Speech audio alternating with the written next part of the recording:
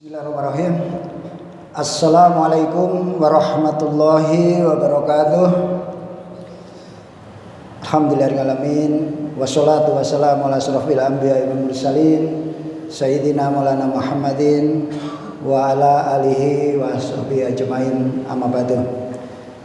Yang ulun hormati, ini saya lihat ada ketua masjid ya, Pak Hakim, kemudian imam kita Mas Taufik, marbot kita Mas Sauri, ada Pak Rusdi, ada Mas Lutfi, lengkap sini pengurusnya. Kemudian Bapak Ibu jamaah Masjid Asyifa Rumah Sakit Ulin. Sesuai dengan judul ya, kita hari ini kultum itu 7 menit saja.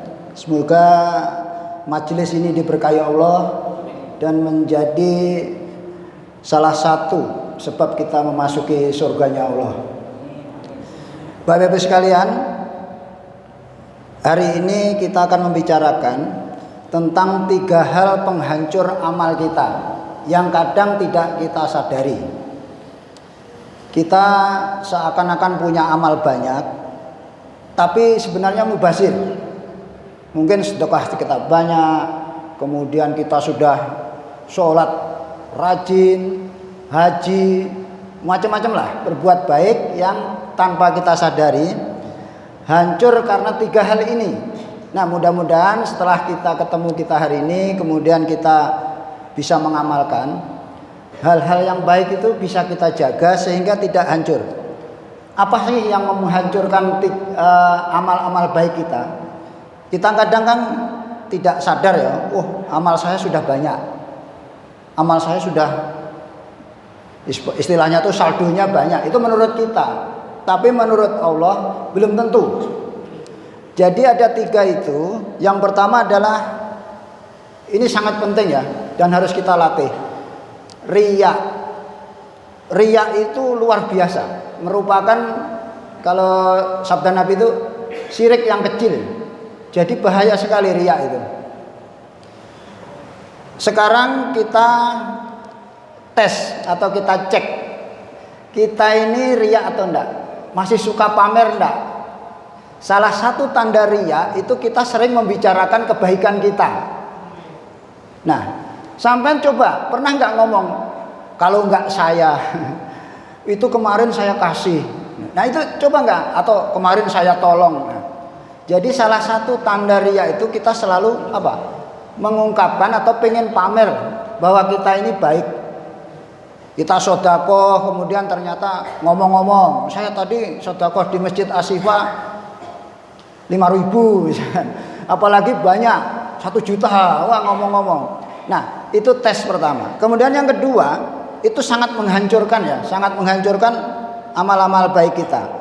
Jadi kuncinya, aplikasinya, Bapak Ibu, mulai sekarang jangan pernah ngomongin kebaikan kita. Tapi kalau ngomongin kebaikan orang itu bagus. Nah, jadi jangan pernah lagi.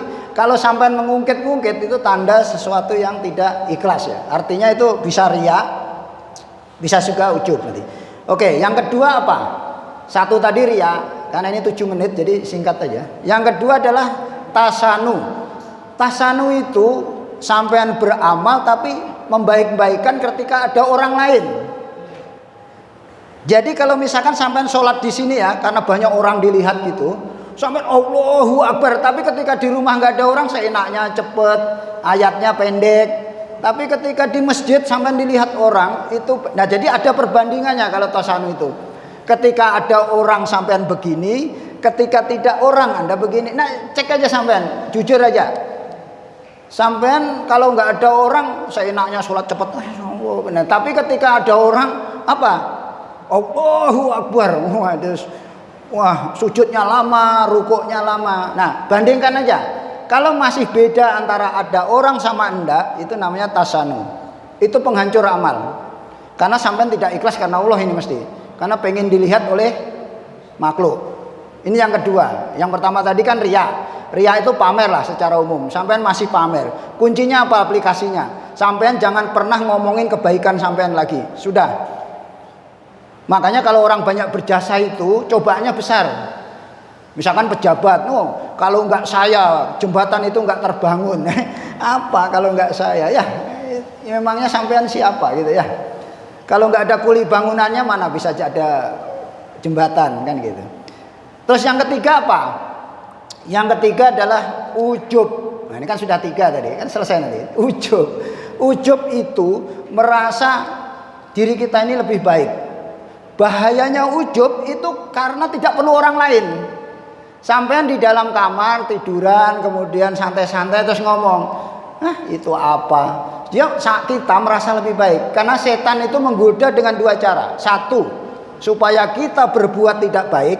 Itu jelas dosa ya, fitnah, zina, macam-macam. Yang kedua ini yang susah, merasa lebih baik. Sampai ini lagi diuji nggak sadar mesti secara aplikasi. Ketika saya di atas, kalau saya merasa lebih baik dari sampean, itu sudah ujub. Tapi sama ketika sampean di bawah kemudian merasa, itu siapa sih berani ngomong di depan, sama dosanya, hati-hati. Cobaannya sama kita ini, sama beratnya. Makanya kalau kita mau menuntut ilmu, mau nggak mau itu kosongkan pikiran kita bahwa orang yang di depan tuh jangan lihat orangnya ya, dengarkan omongannya bener nggak, sesuai Al-Quran hadis nggak, itu yang penting.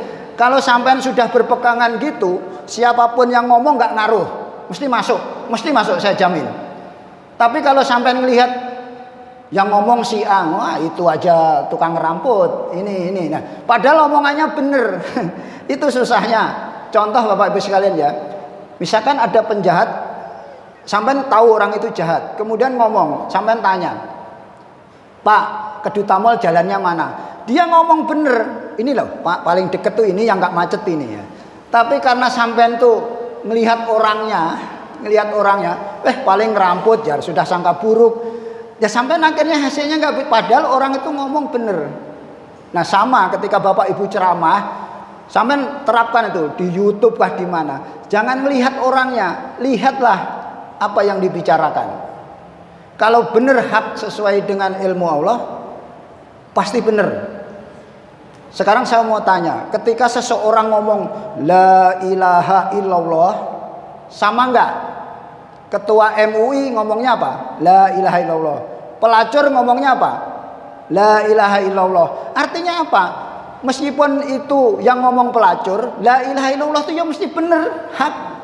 Terus sampean ngomong, oh kalau yang ngomong pelacur salah ya, kan lucu sampean. Logikanya kan lucu. Jadi perkataan itu yang hak itu ya tetap hak, siapapun yang ngomong. Jadi jangan meremehkan. Akhirnya kalau meremehkan kita kan akhirnya, oh lebih baik saya kan gitu. Oke ya. Nah terus sekarang yang paling penting obatnya apa?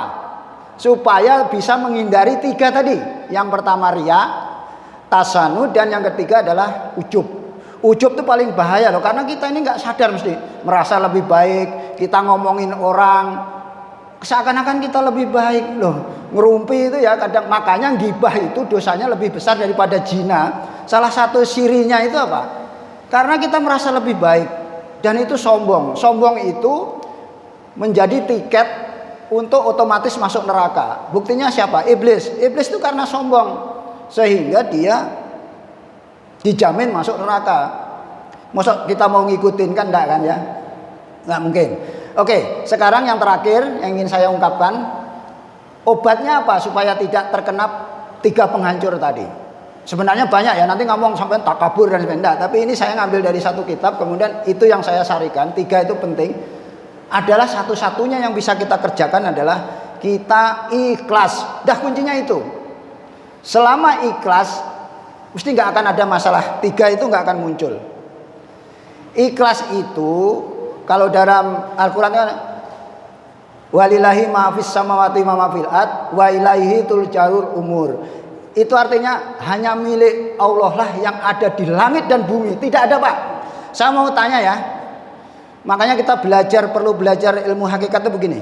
Saya mau tanya, ketika sampean punya anak Pak ya Bu, sampean ngomongnya kan gini, ini anak saya. Hakikatnya semua itu milik Allah Pak, kita nggak punya apa-apa. Pertanyaan saya, sampean punya anak itu prosesnya bagaimana? Pertama, sampean harus punya istri, ya kan? Karena bukan Nabi Adam apa Nabi Nabi Isa yang lahir tanpa bapak, kemudian Nabi Adam tanpa bapak, tanpa ibu. Sampai istri itu dari siapa? Istri yang menciptakan Allah juga. Oh, yang sepele saja loh. Modal sampean itu tidur bersama kan gitu ya. Kemudian sampean itu bisa kuat. Sekarang bisa kuat tuh karena siapa? Kan ada ya orang yang hipotensi macam-macam. Kalau Allah tidak berkehendak nggak bisa, Pak. Terus kemudian sekarang gini aja. Kita bisa bergerak itu karena punya nyawa dah, itu aja, nyawa dulu. Nyawa itu milik siapa? Terus dengan gagahnya sampai ngomong ini milik saya.